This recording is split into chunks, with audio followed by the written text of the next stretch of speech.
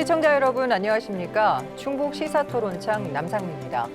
오늘은 2월 월간 뉴스 분석 시간인데요.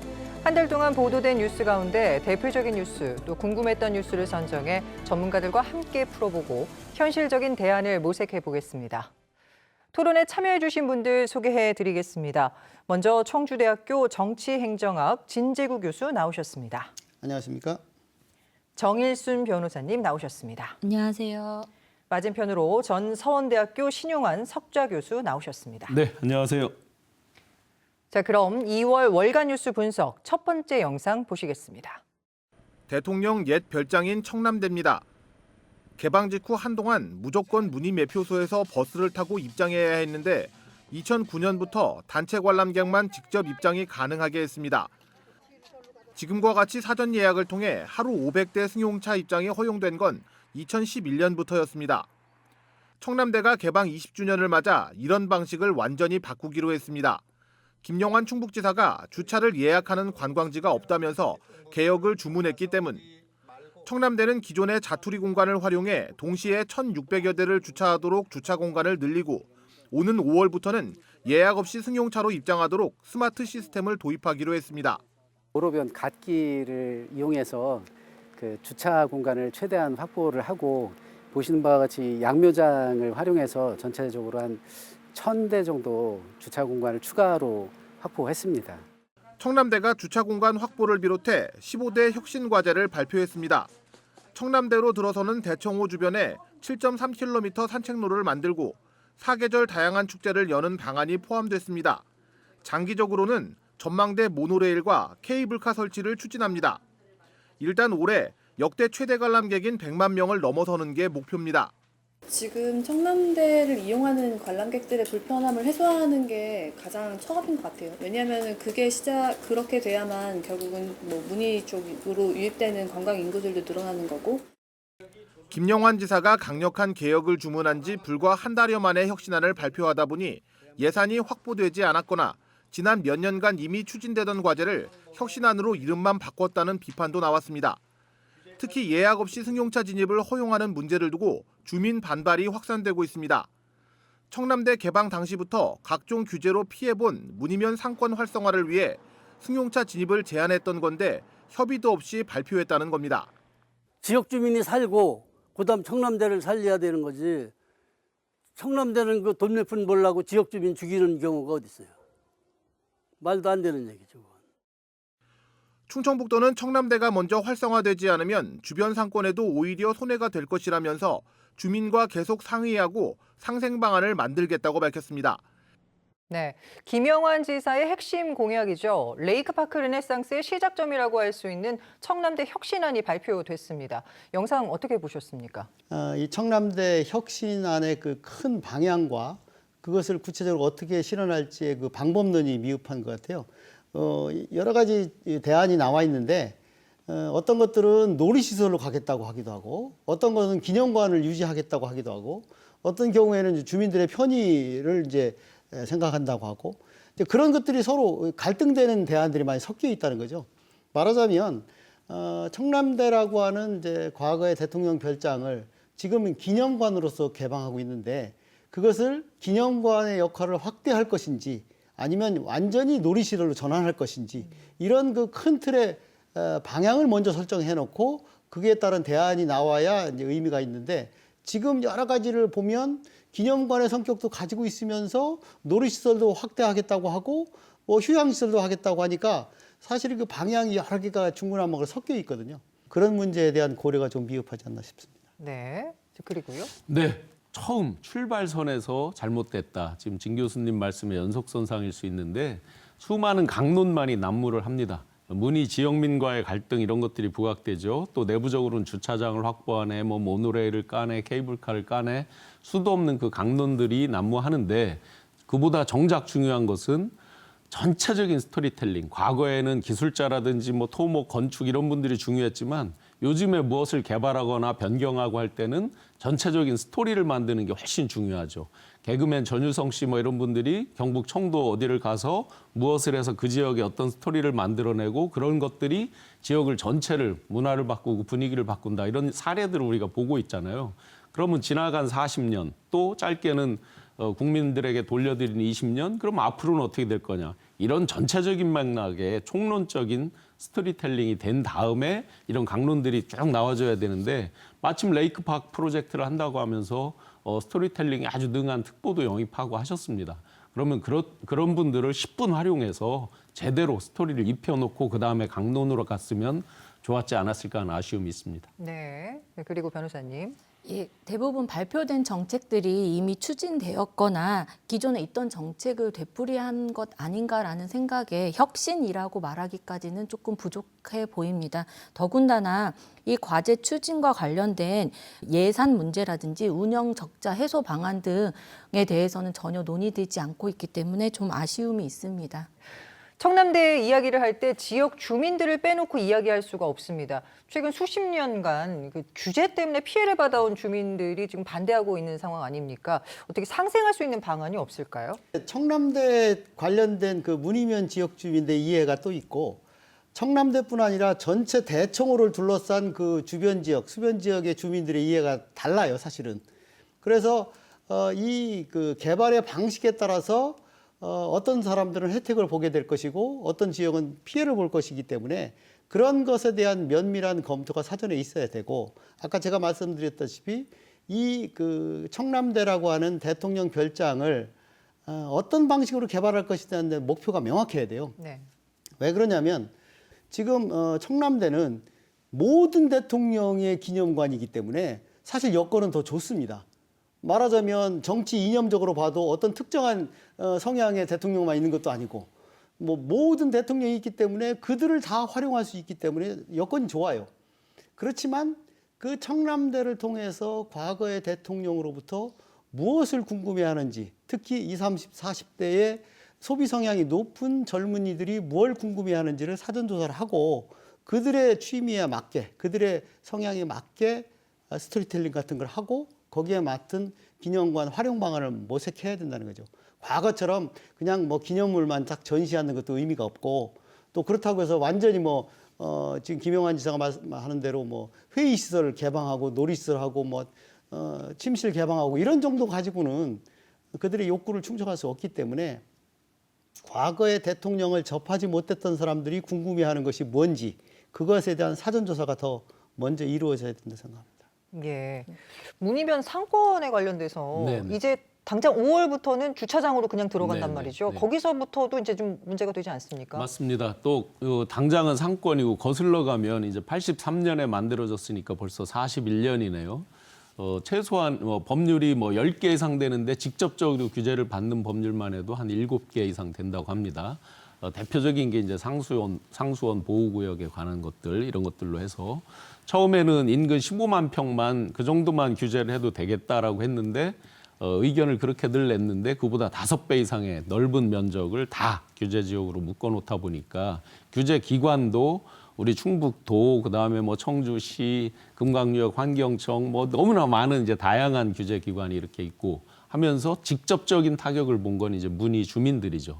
41년여 동안에 이제 개발 그 뒤로 83년에 이제 국민들에게 돌려줬지만 계속해서 이제 그 규제는 풀리지 않았던 거고 그런 와중에 이제 모처럼 활기를 띠고 한다고 하는데 충분히 저는 규제가 있는 이유도 있었을 것이고 지금 시대가 바뀌어서 과학적으로 대통령도 말씀하셨지만 과학적으로 개발할 수 있다고 봅니다. 남이섬 케이스도 있고 또 서울로 치면 청평댐 그 언저리의 그런 케이스들도 많이 있기 때문에 충분히 저희가 참고해서 할 수 있다라고 보는데 그런데 이제 첫 논의 출발점에서 덜커덕 양묘장을 주차장으로 한다 이렇게 나오니까 이제 다이렉트로 바로 들어가 버리면 그렇죠. 이 상권이 이제 살지 않는 거.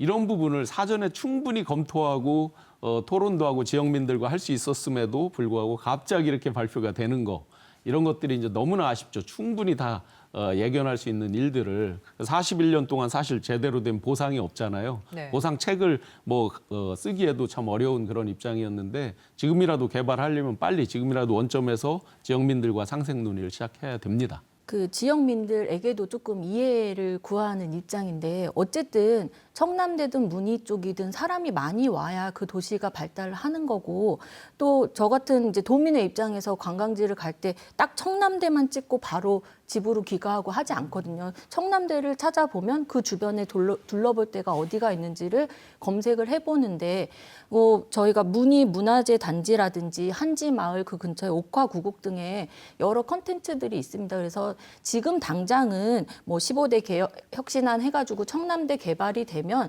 점차 중심적으로 여행객들을 관광객들을 뭐 구도심 중심으로 1박 2일 여행 코스가 짜인다든지 하는 방법으로 서로 상생할 수 있는 것이지 단순히 먹거리가 없는 청남대에 들어가기 위해 그 전과 후에 간단히 들려서 밥을 때우는 개념으로 잠깐 식당에 들르고 이것만이 꼭 주변 상인들의 발전을 위한 것은 아니다라는 생각이 좀 듭니다. 지난 14일이었습니다. 윤 대통령이 청남대를 방문한 뒤에 환경부 장관에게 규제만 할 것이 아니라 과학기술에 의거해서 수질 개선 방안을 마련하라고 지시했고 이에 환경부 장관은 공익 목적이라면 허용하겠다라는 뜻을 밝힌 것으로 전해졌는데 사실 좀 구체적인 내용은 빠진 게 아닌가라는 생각이 듭니다. 어떻게 생각하십니까? 사실 그 정부가 어떤 특정한 그 환경 관련 그 규제를 할 때는 다 이유가 있거든요. 우리가 청남대의 규제를 완화라고 할 때는 규제의 목적과 이유에 대한 검토가 필요합니다. 근데 이 청남대 주변에 대한 규제는 사실은 큰 틀에 두 가지 이유가 있어요. 하나는 이제 그 식수원 보호를 위한 수변구역 규제가 하나 있고 하나는 과거에 대통령 별장이다 보니까 군사보호구역처럼 경호상의 문제 때문에 규제가 만들어진 것이 있어요. 근데 지금은 막 그것이 혼재돼 있어서 너무 이제 강력한 규제가 돼 버렸는데 지금이라도 이제 규제를 해제한다고 하면 과거에 그 대통령 별장이었기 때문에 생겼던 그 과도한 규제부터 이제 풀어야 되죠. 그건 대통령 별장이 아니니까 더 이상 있을 이유가 없죠. 그거부터 먼저 풀어야 되고 이 대청호의 경우에는 남이섬과는 현격히 차이가 있는 것이 오히려 여기는 이제 식수원의 취수지하고 밀접한 관련이 있으니까 팔당호의 규제를 참고로 할 필요가 있어요. 사실은 수도권의 식수원인 팔당호의 규제를 어떻게 하는가. 그러니까 팔당호의 규제 정도 수준으로 이쪽 대청호의 규제 수준을 좀 풀어줄 필요가 있다. 그런 차원에서 논의를 한다면 균형도 맞고 우리 지역의 피해를 좀 줄일 수 있지 않을까 생각을 합니다. 네, 그 강론은 아마 그 자리에서 그 직접적으로 말씀하기는 어려웠을 거고 이제 구체적으로 어떤 사업 계획들이 제시되는 대로 그때그때 이제 강론은 제시될 거라고 봅니다. 근데 지금 진 교수님 말씀대로 큰 틀의 규제는 그 팔당호, 청평댐 이런 쪽에 걸 많이 참고하실 필요가 있습니다. 그 주변에 가보시면 여전히 많은 음식점들이 있죠. 그렇죠. 이상하죠. 식수원에 대해서 수도 서울, 수도권에 훨씬 더 강한 규제가 있을 텐데 다 원스트라이크 아웃입니다. 오폐수 이런 거 배출하면 바로 퇴출입니다. 그다음에 지금도 유람선이 다니잖아요. 여전히 디젤 배예요. 한강에 다니는 게. 전기배가 아직 아니에요. 근데 지금 대청호를 주변으로 6개 지자체의 장들께서 그 전기배 등등을 띄운다는 협약을 체결했어요. 이미. 그런데 전혀 지금 론칭을 못 하고 있죠. 어디에서 예를 들면 이제 계류장, 정류장이 있어야 되잖아요. 배를 타고 내리는 이제 선착장이 있어야 되잖아요. 이런 위치를 정할 수가 없는 거예요. 이런 규제 때문에. 그래서 아예 지금 출발점에서 서로 MOU 체결하고 여기까지는 했어요. 충분히 그런 수도권의 규제를 감안해 보면 거기도 다 상수원, 취수원이기 때문에 충분히 해결책은 있을 거다. 여기만 이렇게 강하게 할 수는 없다. 그런데 그동안 규제를 한 이유도 분명히 있죠. 그 취지도 살리면서 충분히 접점을 찾을 수 있다고 보고요. 또 상생의 측면은 이런 거 있을 거예요. 남이섬 예를 들었는데 남이섬에서 접근하는 게 옛날에는 배로만 갔지만 지금은 와이어를 타고 가죠. 그 뭐라고 부르는 그 놀이기구처럼 타고 들어갈 수 있습니다. 그러면 그 출발점 앞에 닭갈비집이나 많은 먹거리, 놀거리들이 있어요. 주차를 거기다 해놓고 그걸 타고 들어가죠. 그러면 예를 들어서 지금 장기적 과제로 케이블카 4.8km를 한다고 그랬는데 출발점을 문희에서. 지금 구 문희 음식점들 있고 원주민들 사는 쪽에서 출발점을 해놓으면 얼마든지 그것도 상생을 할 수 있겠죠. 그쪽에 주차장을 크게 만들 수 있고 예를 들자면 이런 이제 과제들을 장기적 과제들을 놓고 충분히 토론하면 환경도 어느 정도 보존하면서 또 개발 그리고 이 문희만의 청남대가 아닌 우리 청주의 청남대, 충북의 청남대로 충분히 소화 가능하다고 생각이 듭니다. 저희가 AI 영재고와 관련해서 중앙정부의 말 한마디로 정책이 바뀌고 이런 것을 보아왔습니다. 단순히 대통령이 충북에 와서 말 한마디, 환경부 장관의 말 한마디에 모든 기대를 걸고 기다리는 것이 아니라 도에서는 구체적인 실현 계획을 가지고 노력을 해야 할 것이고 또 그런 말을 한 정부 국회 차원에서는 현재 국회에 그 정우택 의원이 대표 발의한 중부 내륙 연계 발전 지역 지원에 관한 특별법이 계류 중에 있습니다. 이 법이 또 통과되어야 여러 규제와 관련된 규제도 풀리고 또 대청호나 이런 부분에 있어서도 개발이 가능하기 때문에 우리 도에서는 할 것을 하면서 또 정부에는 요청할 것을 적극적으로 해나가야 되는 자세가 필요할 것으로 보입니다. 네, 그럼 현실적으로 우려되는 점도 좀 짚어보죠. 이로 인해서, 그러니까 규제 완화로 인해서 발생하는 문제점, 어떤 것들이 있다고 보십니까? 이게 전혀 손을 대서는 안 되는 것과 손을 대도 되는 것을 명확하게 분류를 해야 되죠. 규제는 여러 종류가 있고 여러 법이 근거가 있으니까 아주 극단적으로 말하면 대청호를 어떻게 개발하더라도 우리가 식수원이라고 하는 것은 유지를 해야 되기 때문에 그건 절대 손을 댈 수 없다는 것을 만들어 놓고 그 이외의 것부터 해제해 나가는 방법을 택해야 된다는 거죠.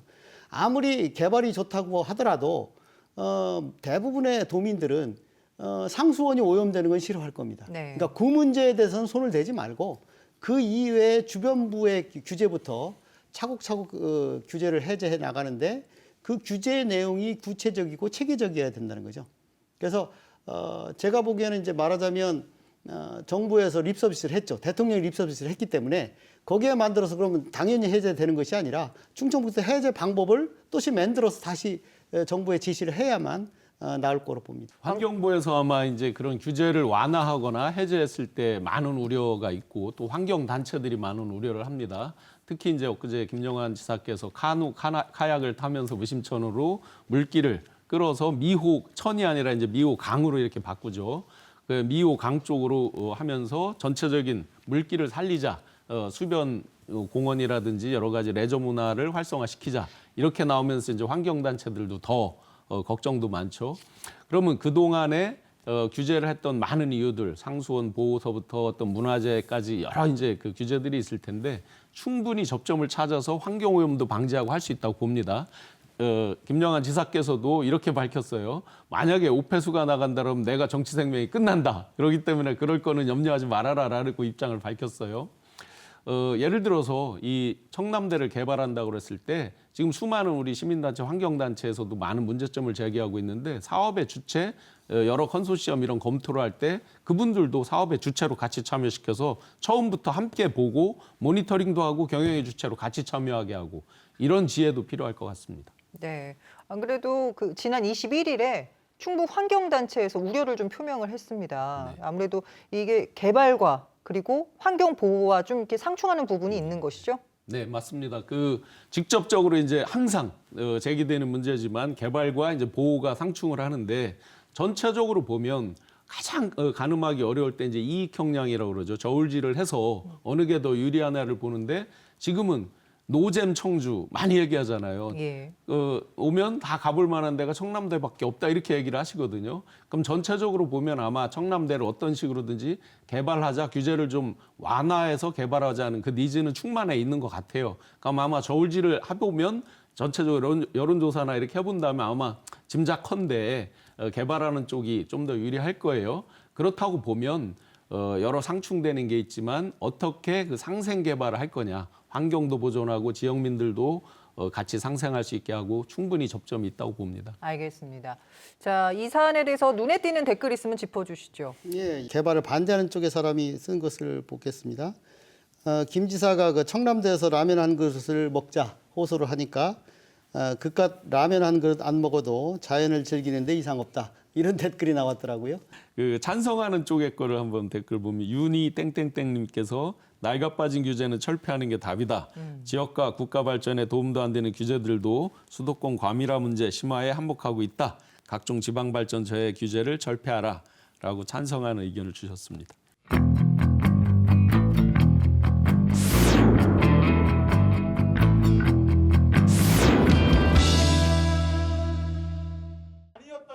더불어민주당 청주시의원 20명의 서명으로 제출된 의장 불신임안. 하지만 김병국 시의장은 살아남았습니다. 정작 불신임안을 발의한 민주당 의원 대부분이 불참한 가운데 반대만 22표, 찬성은 단 한 표도 나오지 않았습니다. 임시의 표결에 참여하지 않기로 한 당론을 거부한 민주당 의원 2명이 출석해 반대표를 던지면서 가결 요건인 과반 21표를 넘긴 겁니다. 제적의원의 과반수의 찬성 미달로 의사일정 제2항 의장 불신임의 건은 부결되었음을 선포합니다. 이어진 부의장 사임안도 부결됐습니다. 국민의힘 의원 21명 모두 의장 불신임안에 반대표를 던진 민주당 소속 부의장의 사임에 반대표로 화답했습니다. 의장과 부의장 모두 기사회생했지만 여야 전국은 더 꼬이게 됐습니다. 청주시의회 파행의 책임을 물어 민주당 원내대표 사퇴를 주장해온 국민의힘이 민주당 부의장을 대화 상대로 정한 겁니다. 더불어민주당은 장외투쟁으로 맞불을 놨습니다. 그동안 의장 불신임안을 전제로 원내대표 사퇴와 여야정 협의체 구성, 상임위원장직 원상회복 같은 다양한 의회 정상화 방안을 제시했지만 모두 거부당했다는 겁니다. 지난해 청주시청 본관 철거 예산 처리 문제로 시작된 청주시의회 파행이 벌써 2달 가까이 됐지만 여야 갈등은 점점 더 극단으로 치닫고 있습니다. 다수에 의한 지배를 이제 하나의 원리로 하고 있는 민주주의의 가장 큰 약점을 보여주는 케이스인데요. 이번 경우처럼 여야 동수이거나 아주 근접한 의석을 가지고 있을 때 그동안에 이제 대립적인 구도 또는 대결의 정치를 했던 사람들한테는 익숙치 않은 상황이죠. 예를 들어서 20대 10이라든가 이런 상황에서는 문제가 없었던 상황이 이런 경우에 이제 노정이 있어서 나타나는 거죠. 제가 보기에는 이런 상황은 중앙정계도 마찬가지지만 지방정계에서 타협이라든가 협상의 기술이 부족한 데서 나오는 것이 아닌가 싶어요. 적어도 정치인이라면 어떤 문제이든 간에 수적 우세를 가지고 표결에 붙이기 전에 우선 그 지도부를 중심으로 협상이 먼저 이루어져야 되고 어떤 대안에 대한 타협이 이루어져야 되는데 그것이 미흡하다 보니까 이런 결과가 나왔다고 생각합니다. 네. 요즘 사람들 말로 한마디로 노답이죠, 노답. 나쁜 것은 왜 이렇게 닮아가고 금방금방 흉내를 내고 더 발전하는지 모르겠습니다. 국회 우리가 매번 정치 뉴스를 보면서 답답한 게 생떼 쓰는 거, 상대방 무시하는 거, 또 말꼬리 잡고 늘어지고 시간 끄는 거 지금 똑같잖아요, 사실상. 어떤 명분이 부족한 걸 가지고 의장 불신임안으로 갔다가 진퇴양난, 소위 이제 장기 바둑에 외통수라고 그러죠. 외통수에 얻어 걸리듯이 지금 퇴로가 없는, 또 거기에 한 숟가락 더해서 의장마저 이제 상대 원내대표를 파트너로 인정 못하겠다. 이런 부분도 서로 양비론이 가장 안 좋은 거지만 지금 이 상태는 양쪽 다 노답이죠. 예, 같은 의견입니다. 누가 먼저 잘못을 시작했는지, 지금은 누가 더 잘못하고 있는지를 떠나서 지금 임시회까지 파행으로 몰고 가면서 여러 달 제대로 된 시의회 운영 모습을 볼 수 없는 시민의 입장에서는 어서 하루빨리 정상화를 바라고 있을 뿐입니다. 네, 변호사님 말씀을 이어서 지금 계속 이렇게 파행이 된다면 문제점이 계속 드러나겠죠. 어떻습니까? 글쎄요, 긴급한 현안이라고 해서는 조례 개정이라든가 이런 것들이 이제 뒤로 미뤄질 수밖에 없고, 이제 시에서 만들고 있는 여러 가지 중요한 정책들이 이제 뒤로 밀릴 가능성이 있는데, 빠른 시일 내에 협상이 이루어져야 되고, 물론 이제 불신임안이 제출됨으로써 감정이 이제 쌓였겠지만, 이 문제는 지난번에도 말씀드렸듯이 주도권을 의장이 쥐고 있기 때문에 자기에 대한 불신임 때문에 감정이 상했을지라도 의장이 풀어야 됩니다. 그러니까 의장이 그 문제에 대해서 자기가 좀 양보를 하고 상대방을 설득하는 방향으로 대승적으로 나가야지, 의장은 원리 원칙대로 계속 밀어붙이면 상대방은 더욱더 그것이 심화될 것이기 때문에 의장께서 기분이 상하셨더라도 좀 더 대승적인 차원에서 손을 먼저 내미는 그런 아량을 베풀어 오는 것이 낫지 않겠나 생각합니다. 기존에 이제 민주당에서 위원장을 맡고 있는 상임위가 3군데 있었죠. 그러면 이제 3군데를 다 상임위원장 사퇴를 한 걸 그대로 받아들인 거 아니에요. 그대로 국민의힘에서 이제 그걸 교체를 한다든지 하겠다 이런 식으로 되다 보니까 어찌됐든 그 3개 상임위는 이제 조례 안건에 대해서 제대로 심의하기 어렵습니다. 보고만 받고 이제 예를 들어서 의결하거나 이렇게까지는 어렵고 만약에 하려고 그러면 이제 의장 직권으로 상정해야 되다 보니까 더 많은 갈등을 이제 예비하고 있는 거죠. 또 거꾸로 이제 국민의힘 쪽에서 위원장을 맡고 있는 데는 이제 지금 출석을 안 하니까 네. 일사천리로 이제 일방적으로 할 수밖에 없는 이런 상황이 이제 돼버렸죠. 어떻게 되든지 간에 양 당이 합의하에 처리한 조례들이 아니기 때문에 나중에 가면 다 또 그게 트러블 상황이 옵니다. 정말 지역민들에게 큰 피해가 있는 건데 그나마 천만다행인 것은 지금이 예산 시즌이 아닙니다. 하반기에 주로 예산 시즌인데 지금 상반기라서 그나마 예산 시즌 아닌 게 그나마 다행이다. 지역민들에게 직접적으로 돈으로 미칠 영향 이런 것들은 상대적으로 적어진 게 그나마 다행일 정도로. 그런데 이런 싸움은 이번만으로 끝나는 게 아니라 21대 21이잖아요. 이번 4월에 있을 재보궐에서 그 균형이 깨질지 안 깨질지 모르지만 예. 만약에 21대 21로 계속 간다 그러면 이 4년 임기 내내 계속 갈 가능성이 있다라는 게 그래서 더 운영의 묘로 결국은 숫자로는 안 되고 운영의 묘를 발휘하는 수밖에 없다. 모 신문의 그 제목 칼럼처럼 머리 맞대고 식사부터 해라 네. 라고 주문하고 싶습니다. 법률적으로 보면 지금 그 범죄 피해자, 스토킹 피해자의 그 지원에 관한 조례도 상정이 돼 있는 상황입니다. 이렇게 사실 민생과 관련된 부분들이 지금 논의로 되고 있기 때문에 안타까운데 또 의장이 직권으로 본회의에 상정할 수 있는 부분도 있지만 신 교수님 말씀처럼 그렇게 한들 나중에 잡음이 있을 것이 분명합니다. 그리고 그 원내대표를 그 지금 대화의 창구로 인정하지 않는 것은 분명히 법적으로 문제가 있기 때문에 교수님들 말씀하신 것처럼 의장이 나서서 좀 이런 협치를 이룰 수 있도록 노력하는 자세가 필요할 것으로 보입니다. 네. 21대 21 동시인 상황에서 민주당 한병수 의원의 별세로 인해 이 힘의 균형이 깨졌는데요.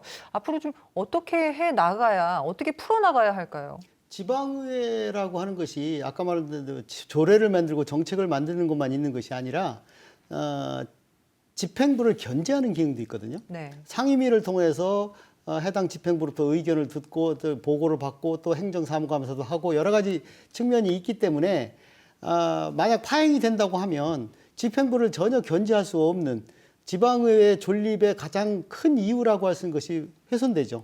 그래서 빠른 시일 내에 정상화돼서 양당이 모여서 집행부를 견제하고 집행부의 여러 정책을 검토할 수 있는 자리를 마련하기를 바랍니다. 네. 참으로 묘한 시기에 이제 의원 한 분께서 돌아가시면서 그 힘의 균형으로 어떤 뭐를 처리하기에는 이제 너무나 어려워졌죠. 전체적인 댓글이나 흐름을 보면 민주당을 질타하는 글이 많습니다. 아까 이제 외통수라고 말씀드렸는데 부결이 되고 하면서 또 막판 철회를 했는데 그게 안 받아들여지고 하면서 명분을 잃은 건 사실인 것 같습니다. 그러면 뒤집어서 보면 우리가 흔한 농담으로 쥐를 모를 때도 그 테러를 열고 모르라고 이렇게 얘기를 하고 하는데 일방적으로 마치 이거에서 어떤 승리를 했다 이런 개념으로 몰아붙이고 출석 안 하는 거에 대해서 뭐 예를 들어 위원장을 교체한다 이런 것들을 과연 이기면 그게 이겨지는 거냐 이거죠. 지금 의장님께서 무려 의장만 4번을 하신 분입니다. 4번째 하고 계신 분입니다. 그렇다고 보면 제가 보기에는 굳이 승리했다라고 생각하신다면 승자의 여유로 포용하시고 같이 대화하고 하다 보면 결국은 그게 양쪽이 다 이기는 길이고 그 이기는 길이 지역민들이 이기는 길이다라고 생각을 합니다. 만약에 그런 지혜를 발휘하지 않는다면 결국 지역민들이 배를 띄우기도 하고 뒤엎기도 하듯이 주민 소환이라고 하는 아주 좋은 제도가 있습니다. 이미 실행된 적도 있습니다. 네. 분명히 주민들도 눈 크게 뜨고 보고 있다는 걸 명심하셔야 될 겁니다. 알겠습니다. 눈에 띄는 댓글 있으면 짚어주시죠. 이 사안에 대해서 실망을 많이 하신 것 같아요. 아예 근본적으로 지방자치를 없애야 합니다. 이렇게 아이고. 쓰신 분이 있습니다. 예. 그리고요. 정말 댓글은 이렇게 읽어드리기 못할 정도로 실망한 댓글들이 많고요. CCMM 땡땡땡님께서 약간 비꼬는 글이죠. 시의원, 구의원, 군의원 모두 봉사직으로 10년 이상 무료로 봉사하면 국회의원 출마할 수 있는 권한을 주자. 약간 비유적으로 비꼬는 글이 있습니다. 네, 우리 시민들, 지역민들을 위해서라도 여야 갈등이 잘 봉합되기를 바랍니다.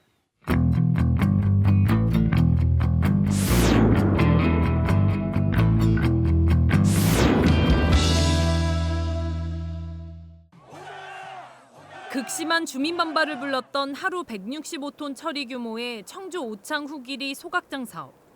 소각장을 더는 못 받겠다고 선언한 민선 7기 청주시에 의해 도시계획 단계부터 가로막혔습니다.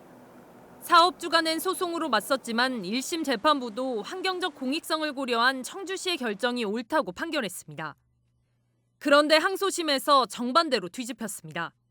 대전고법 청주재판부 행정일부는 신뢰보호 원칙을 주된 이유로 소각시설 도시계획 위반 제한을 거부한 청주시의 처분을 취소한다고 판결했습니다. 당초 오창 과학산업단지에 들어설 소각장을 인구가 덜 밀집한 곳으로 이전하면 청주시가 적극 협력하겠다고 지난 2015년 협약을 해준 게 빌미가 됐습니다. 환경적 공익성에 관해서도 당초 입지보다는 환경적 영향이 현저히 적고 환경 우려는 협약 당시에도 충분히 예상됐던 거라며 협약을 이행할 수 없을 정도의 사정 변경도 아니라고 판시했습니다. 청주시와 오창 주민들은 항소심 결과에 당혹감을 감추지 못했습니다. 청주시는 즉각 상소하겠다며 소각장 신설과 증설을 허용하지 않겠다는 기조는 여전하다고 밝혔습니다. 즉시 그 대법원에 이제 상고를 할 계획에 있습니다. 모든 행정력을 동원해서라도 우리 시민의 그 환경권과 건강권은 꼭 지켜드리려고 합니다.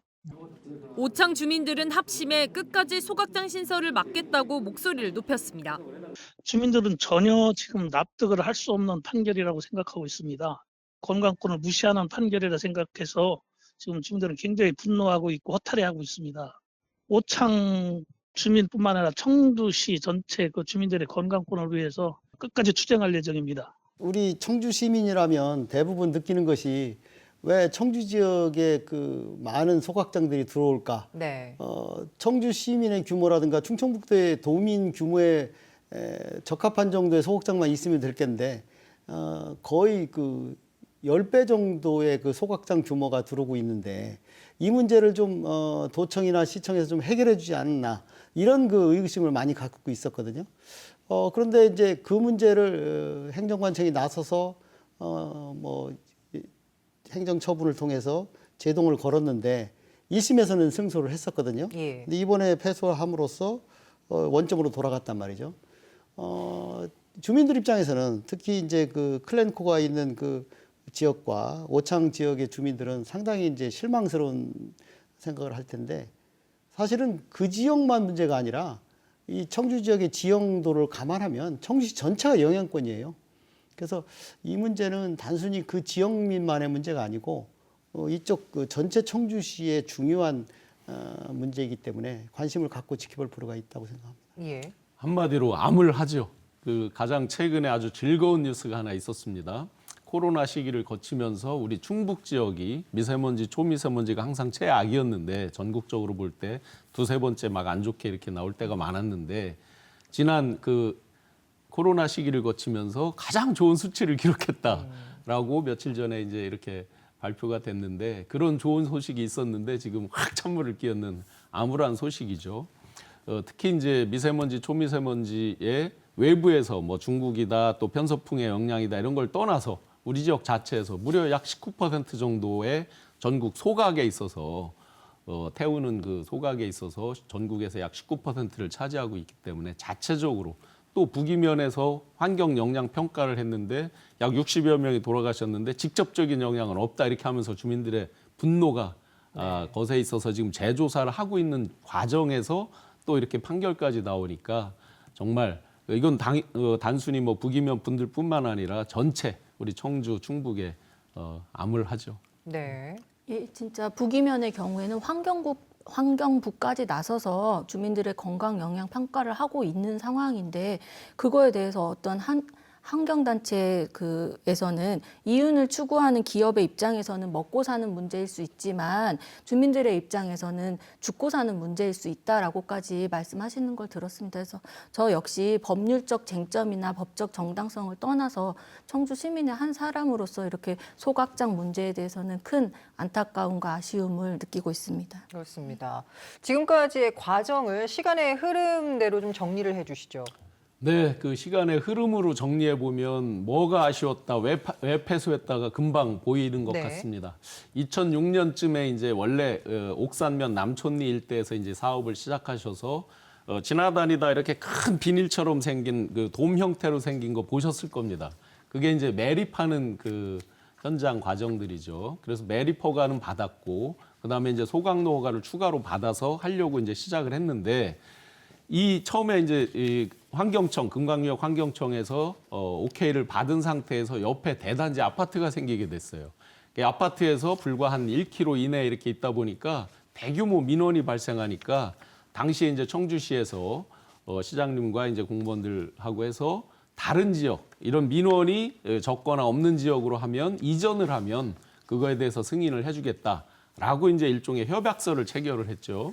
근데 결정적 하자가 있는 거죠. 그 협약서를 체결을 할 때 각 이제 정부와 지자체 조례 뭐 이런 저기에 보면 규정에 보면 큰 예산을 수반할 우려가 있거나 그런 가능성이 있는 협약 같은 걸 체결할 때는 반드시 지자체 도의회 시의회의 승인을 받게 돼 있단 말이죠. 네. 근데 그런 과정 없이 그냥 직접적으로 이제 체결을 하고 해서 당연히 회사에서는 대체 부지를 이제 찾아 나선 거죠. 그래서 2015년쯤에 이제 그 이전 협약서가 체결이 된 거예요. 그 대체 부지로 찾은 게 오창 후길이, 우리가 이제 후길이 소각장에서 많이 이제 방사선 가속기를 그쪽 인근에 하면서 어느 정도 이렇게 약간 눌러져 있던 측면이 있었죠. 그 후길이 소각장을 찾아서 이제 새롭게 승인을 받고 시작을 하려고 하는 찰나에 원천적으로 이제 청주시에서 안 된다 해서 이제 저작년부터 이렇게 해서 소송이 세게 시작이 돼서 1심은 청주시가 이겼습니다. 예. 근데 이제 2심에 올라가서 1심은 이제 건강, 뭐 환경 이런 것들 위주로 많이 이제 언급이 돼 있는데 2심에서는 행정행위의 안정성, 뭐 연속성, 신뢰성 이런 부분이죠. 그때 이전 협약 이렇게 해주고 왜 지금 와서 그걸 지키지 않느냐 이렇게 된 거고, 가장 아쉬운 것은 그때 그러면 그 의회 승인을 받지 않은 부분을 청주시에서 자체적으로 이 이전 협약서가 무효다 해서 무효 청구를 했으면 원천적으로 무효가 됐으면 아예 그 협약의 이제 효력이 상실이 되는 거겠죠. 몇몇 지자체들이 그렇게 해서 효력을 상실시켰고 승소한 케이스가 있단 말이죠. 네. 없으면 이게 이제 저희가 뭐 말이 안 되는데 다른 지자체들은 그렇게 해서 이긴 경우가 있는데 우리 청주시는 아쉽게도 그 절차를 거치지 않아서 결국은 본인들이 써준 이전 협약서 때문에 결국 패소를 하게 된 거죠. 그럼 확실히 여기에서 발생되는 그 쟁점을 좀 짚어봐야 되겠습니다. 이 오창 후길이 후각시설 어떤 쟁점이 핵심인가요? 예, 2심 재판부가 원심을 뒤집은 가장 큰 이유는 신뢰 보호의 원칙을 위반했다라는 것인데요. 행정청이 사인에게 어떠한 공적인 견해를 표명했을 때 사인이 이를 믿은 데에 별다른 규칙 사유가 없다면 채가 믿은 신뢰는 보호되어야 된다는 원칙입니다. 본건에 관해서 신 교수님 설명해 주신 것 같이 이전 청주시장이 이전에 적극 협조하기로 한다라는 협약을 맺었습니다. 그것이 이제 시민단체나 어떤 시의원님께서는 이게 감사원에서도 지적을 받았고 무효인 협약 아니냐, 이것을 무효소송을 먼저 냈더라면 뭐 취소가 되지 않았겠느냐라는 말씀을 하시는데, 먼저 이 쟁점에 관해서 말씀을 드리보면 행정행위가 무효가 되기 위해서는 하자가 중대할 뿐만 아니라 일반인의 관점에서 보더라도 명백하여야 합니다. 근데 본건에 관해서 업체나 일반 시민들이 이런 업무 협약 이전에 적극 협조하기로 하고 불필요해진 부지 같은 것은 또 적극적으로 청주시가 매입하기로 한다라고 하면 이를 믿고 이전을 계획할 수밖에 없었기 때문에 이 하자가 명백한가까지에 대해서는 저는 개인적으로 좀 의문이 있습니다. 하지만 이런 시도조차 하지 않았다는 부분에 대해서는 분명히 논란의 소지가 있고요. 그래서 이렇게 협약이 법적 구속력이 있는 거냐 아니냐를 떠나서 공적 견해 표명이 분명히 있었고, 업체는 이를 믿고 오창 후길이로 사업을 신설하는 것이 아니라 이전하기로 했기 때문에 이 부분이 보호되어야 된다는 게 2심의 근거였습니다. 1심에서 취소 사유로 들었던 환경권이나 건강권은 이미 이 업무 협약을 체결할 때도 예견되어 있었던 것이고 별다른 사정 변경은 없었다고 보아서 업체 측의 편을 들어준 것입니다. 네, 이범석 시장은 임기 내에 절대 소각시설을 들이지 않겠다라고 강력하게 이야기했거든요. 앞으로 청주시가 할 수 있는 방안이랄까요? 어떤 것들이 있을까요? 과거에 이제 누적된 소각장의 문제가 있는데, 사실은 문제가 되는 건 이번 후기 소각장 그 폐소권 문제 아니라 과거에 이제 그 허가낸 용량보다 훨씬 많은 그 용량을 처리해서 문제가 됐던 클렌코, 지금은 SK 에코플랜트로 인수됐지만 클렌코 같은 경우는 사실은 그 지역 주민들이 암으로 걸려서 그 영양 평가를 하고 있잖아요. 네. 그런 문제의 경우에도 졌단 말이죠. 말하자면 이제 그 법원에서 이제 쟁점 사안을 판단할 때는 그것이 사정이 딱하냐 안 하냐를 보는 것이 아니라 그 행정 처리 과정에서 정당한 절차를 거쳤느냐의 문제, 그다음에 그 행정기관이 말하자면 자기들의 그 사정을 반영한 정책을 처음부터 했느냐, 나중에 바꿨느냐 하는 문제가 있기 때문에 사실은 행정청의 잘못으로 인해서 클렌코 같은 사태가 발생을 했거든요. 그러니까 지금의 경우에는 가장 좋은 방법은 이제 그 대법원 가서 이제 다투어야 되겠지만, 기왕에 이제 졌다고 하더라도 행정청에서는 다양한 방법으로 그 소각장에 대한 그 감시 감독을 통해서 행정 위반이라든가 이런 것들을 감시해서 정량 처리라든가 원래 허가낸 방식대로만 하는지를 지속적으로 감시하는 방법이 필요합니다. 클렌코 같은 경우도 문제가 됐던 것이 사실은 용량보다 훨씬 많은 용량을 처리해서 검찰청에서 고발을 했음에도 불구하고 이 문제가 2심에서 뒤집혔거든요. 네. 이런 문제를 보면 행정청이 미숙한 업무 처리를 통해서 법원에서 이제 손해를 볼 수 있기 때문에 제가 보기에는 단순히 그 패소를 했다고 해서 거기서 끝나는 것이 아니라 지속적으로 이제 감시를 통해서 법 위반 사항을 감시해서 소각장들이 법 위반 행위를 하지 않고 원래 주어진 만큼만 할 수 있도록 하는 그 룰을 하나 만들 필요가 있다 생각을 합니다. 네, 이제 그 18%, 19%나 전국의 소각량을 충북에서 담당을 하고 있기 때문에 당연히 더 이상 신설은 안 됩니다. 최근에 이제 청원 그 옛날 청원 강내 지역이죠. 지금 청주시 흥덕구 강내 지역에 들어오는 걸 신설이기 때문에 막았습니다. 승소했습니다. 당연히 신설을 막는 것은 뭐 얼마든지 행정의 재량으로 할 수 있었겠죠. 그런데 이번 건은 이제 이전이잖아요. 기존 건은 지금 진 교수님 말씀대로 잘 관리 감독 감시를 해야 됩니다. 지금은 이제 체계가 바뀌어서 소각로 앞에 CCTV를 설치할 수 있고 그거를 시청에서 공무원분들이 실시간으로 다 태우는 용량을 체크를 할 수 있게 돼 있습니다. 그러니까 기본적인 모니터링 체계도 돼 있고 그다음에 민관 같이 합동위원회 같은 것들이 있습니다. 북이면 지금 그 평가하는 것도 약 20여 명의 위원들이 구성돼 있고 기존에 단순히 어떤 마을 발전 기금 이런 식으로 후원만 하고 대충 돈으로 때우고 이런 지금 수준으로 뭐 같이 상생하고 이런 수준은 아닙니다. 같이 모니터링하고 어떻게든지 저감하고 절감하고 하는 것들을 하려고 노력하고 있는데 요건은 이전 건이잖아요. 예. 이게 이제 더 이상 신설 않겠다는 것까지는 좋은데 이 이전 건은 지금 패소했을 경우에 아주 큰일이 납니다. 어떤 큰일이 나냐면 저희가 승소를 한다고 해도 이게 굉장한 문제를 잉태를 하고 있습니다. 뭐가 있냐면 그 클렌코 같은 경우에 지금 SK 에코플랜트로 넘어가는 과정이죠. 조건부 승소한다는 조건에 아직 그러니까 넘어가지는 않았지만 그게 알려진 걸로 약 2천억이거든요. 그러면 이번 건의 소각량의 약 2배 정도 됩니다. 거의가. 그러면 이번 건으로 했을 때 만에 하나 이게 손해배상으로 넘어간다 그러면 약 1,000억 정도 되죠. 만약에 진짜 손해배상을 해주게 되면 그거는 우리 시민들의 혈세잖아요. 네. 뭐 얼마를 물어줄지 아직은 모르지만 이론상 그런 위험성까지 내포하고 있기 때문에 무조건 해준다 안 해준다가 이 건에서는 이제 와서는 상당히 지금 애매한 경우가 돼버렸습니다. 오창 호길이 소각장의 경우에 이번에 패소한 건은 업체가 도시 그 소각장이 들어설 수 있도록 도시 관리 계획 입안을 요청한 거에 대해서 청주시가 거부한 건이었습니다. 그러면 여기에서 이제 대법원 상고 입장은 밝히셨으나 소송과 별도로 소송에서 패소한다고 하더라도 그 차후 절차로 도시 관리 계획 결정이라든지 건축 허가를 포함한 실시 계획 인가 절차들이 남아 있습니다. 그래서 각 단계에서 정말 세심하게 봐서 불도 불허가 될 사안은 없는지를 보고 강력하게 대응하겠다고 시가 밝히고 있기 때문에 좀 추이를 지켜봐야 할 것 같습니다만은 이미 그 2심 판결문에서도 밝힌 바와 같이 업체가 환경청이나 청주시에서 요청하는 보완 작업을 다 이미 완료했다라는 부분도 있어서 사실 쉽지만은 않은 절차가 될 것 같다라고 감히 예상해 봅니다. 네, 알겠습니다. 자, 눈에 띄는 댓글 있으면 마지막 짚어주시죠. 시민들이 실망하신 모양이에요. 이런 그 댓글이 있습니다. 지자체가 회사 하나를 못 이기냐? 아하. 근데 사실은 이게 회사도 만만한 회사들이 아니에요. 뒤에 대기업들이 있기 때문에 네, 그렇게 의견 주셨고요. 네, 정말 실망한 댓글들이 많습니다. 그 가운데 김 H 땡땡땡님께서 업체야 서울시에 가서 소각장 설치해라. 지방에서 사람 살고 싶다. 서울 사는 애들 좀 내려오게 서울로 가라. 이런 네. 댓글도 있습니다. 참 씁쓸하면서도 고개가 끄덕이는 댓글이었습니다. 오늘 토론에 참여해 주신 세 분 고맙습니다.